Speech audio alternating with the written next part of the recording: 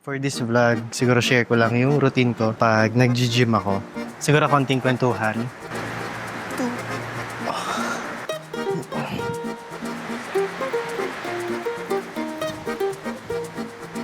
Pero kung kay Baby Ellie or kay Apollo, or if makita nyo to in the future, sana healthy pa rin kayo ngayon and sana huwag mabibisyo.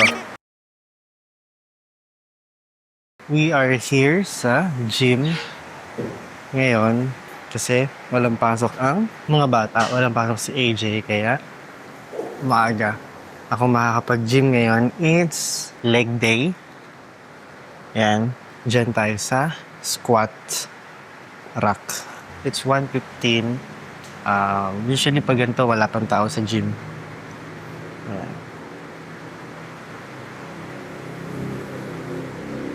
Solo pa lang. So, warm up muna tayo ng legs. So, for itong video, different to sa usual na vlog natin kasama si Mami, si Apollo. For this vlog, siguro share ko lang yung routine ko pag nag-gym ako. So, ngayon, leg day. Warm up muna ng, ilan ba to? 30 kilos. Kasi 20 kilos tong bar. And then, dalawang 5 kilos. So, 30. Warm up muna.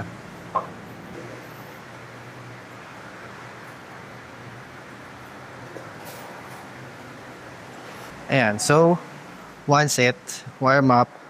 Siguro mga dalawang warm-up set tayo bago mag-heavy. Kahit hindi mo masyadong mag-heavy kasi hindi naman nag-heavy sa legs. Ayan. Siguro konting kwentuhan sa routine ko sa gym. Siguro how I stay fit. Well, hindi naman ako fit.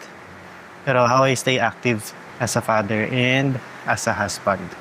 So usually yung routine ko is push, pull legs. Push is chest, shoulder, triceps. Pull, workout, this back workout and biceps. Then legs. Of course, legs at the legs. So yun, push, pull legs, rest. And then, sometimes upper, lower ako. Parang kahapon, upper ako kahapon eh. Chest and back. And konting shoulder.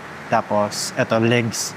Ngayon, kasi pag matagal akong or pag ilang araw ako hindi nag-gym, nag-upper lower ako, mas madaming frequency yung per muscle sa isang linggo. Okay, so second warm-up set.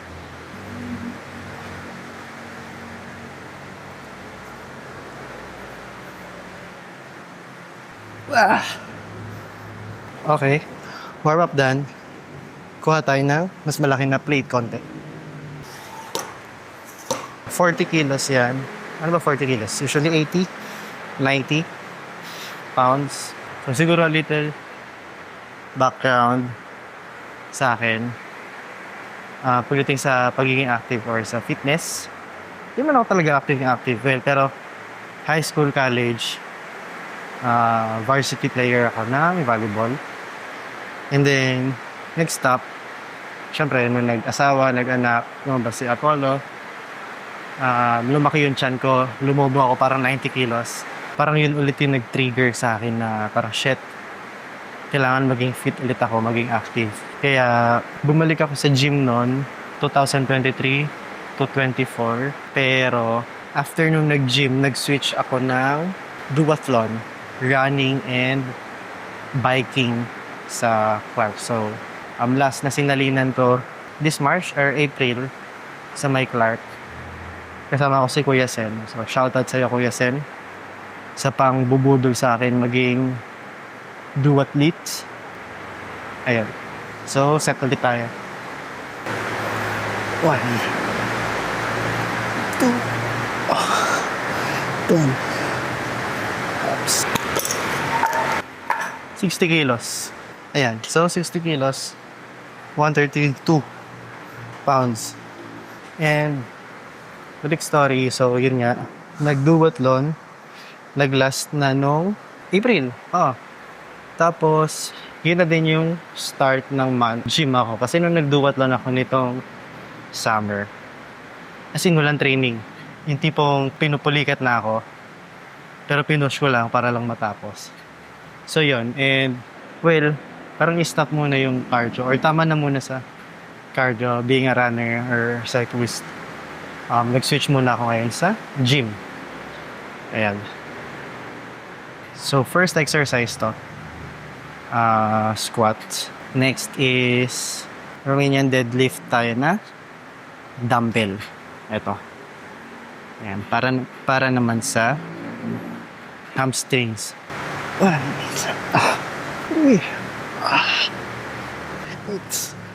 Yeah. So 8 sets. 8 sets lang kasi heavy na sa akin to eh. Kasi nga, hindi naman ako palagi nagle-legs. 70? Search ko. 70 kilos, 2 pounds, 154. 154 pounds to. Yung tubig ko malaki. Takot mauhaw. Yeah, so siguro last set na yan. 70 kilos, 154, 22 pounds. And then, RDL para sa hamstring. So hindi naman talaga ako, kita naman, hindi naman talaga ako fit na fit. Gusto ko lang maging active. Siyempre para sa family kasi lahi kami ng high blood, uric acid, diabetic. Kaya thank God wala pa naman ako nararamdaman. So sana kung nanonood ka, ikaw ay daddy, and hindi ka active, nalay mo, ito na yung chance or ito na yung sign para maging active ka para sa family mo. Last set na itong squats. Ay pala, naka-low-cut ako na Converse Chuck. Mas gusto ko naka-flat kapag leg day kasi mas balance eh. Pag nag-squat, compare sa mga sneakers na medyo mataas yung heel, mas may balance ako dito. 1. Uy, hirap. 2. 3. 4. Ay!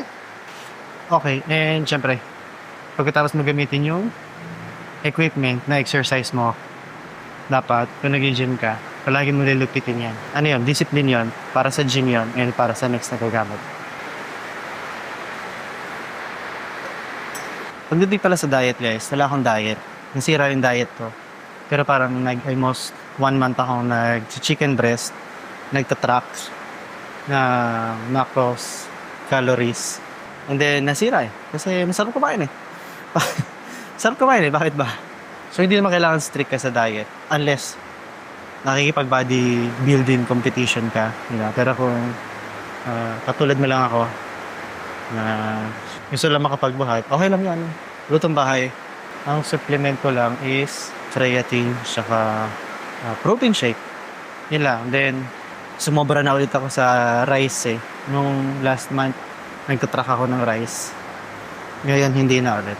So, kung taga-Calamba kayo or Santa Tomas, Batangas, and kung nag-gym kayo dito, or naghahanap kayo ng gym, punta kayo dito sa Prime Fitness Gym. Katabi ang Nissan. Katabi lang to ng, malapit lang to sa simbahan. Ayan ang simbahan. Okay, so next exercise, Romanian deadlift for hamstring.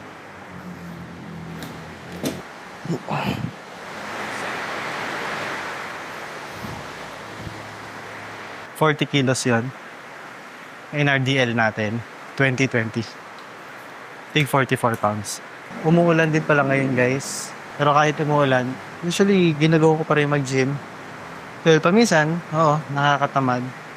Kaya minsan hindi ako pumupunta. Paminsan, pagka sa tingin ko, kulang yung katawan ko ng movement. Kahit umuulan talagang pinupush ko na makapunta sa gym. Ano ba? Hindi ko alam anong pwede ko i-share sa inyo or pagkakwentuhan natin. Pero kung kay Baby Ellie or kay Apollo, if nakikita nyo to, or if makita nyo to in the future,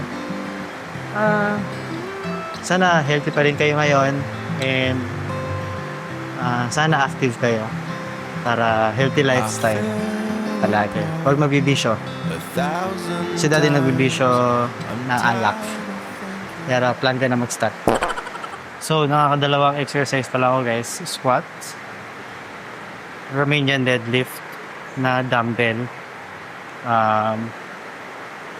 32 minutes na tayo. Ito sa gym. And wala na akong maisip pwede natin pagkwentuhan. So, siguro next time na lang ulit. Wala kasi akong baon na stories or kung ano naman. Next time, upper body tayo sa next video. So, thank you for joining and watching today's vlog with Daddy. Yeah, and see you guys next time. Like and subscribe.